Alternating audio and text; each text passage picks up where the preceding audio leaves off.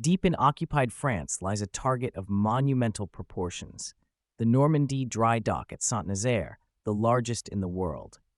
To deny this facility to the German battleship Tirpitz, British planners conceive a mission of staggering audacity. Operation Chariot will pit 612 commandos and sailors against one of the most heavily fortified ports in Europe.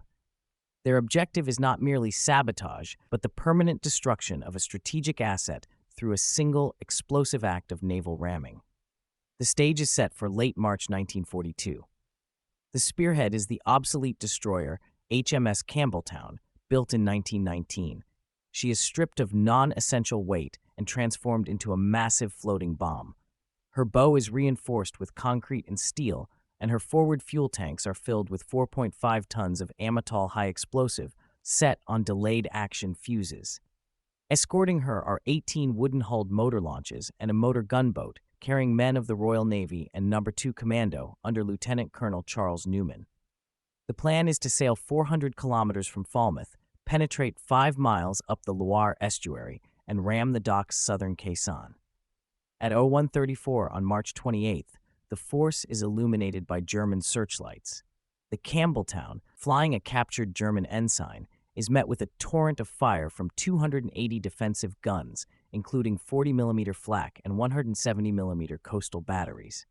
The wooden motor launches are savaged. Pressing through the storm of steel, Lieutenant Commander Stephen Beatty guides the Campbeltown toward the massive dock gate. At 01:37, striking at 19 knots, the 1,090-ton destroyer rams the caisson, embedding her bow 36 feet into the structure. Commandos storm ashore, engaging German defenders with Sten guns and Bren light machine guns, while demolition teams plant charges on the dock's pump house and winding machinery. The cost is horrific. Most escape craft are destroyed. Only 228 men return to Britain, 169 are killed, 215 captured. Yet the mission's climax comes hours later, at noon, as senior German officers and French civilians inspect the lodged destroyer. The delayed fuses trigger the main charge. A cataclysmic explosion rips through the Campbeltown, utterly destroying the dock gate, killing 360 Germans, and rendering the Normandy dock inoperable for the rest of the war. The Tirpitz, deprived of this Atlantic haven, remains confined to Norwegian fjords. Operation Chariot proves that precise, overwhelming violence delivered by a small, supremely brave force can achieve strategic effects far beyond its numbers. It remains a timeless lesson in the power of a perfectly executed, if desperately costly, raid.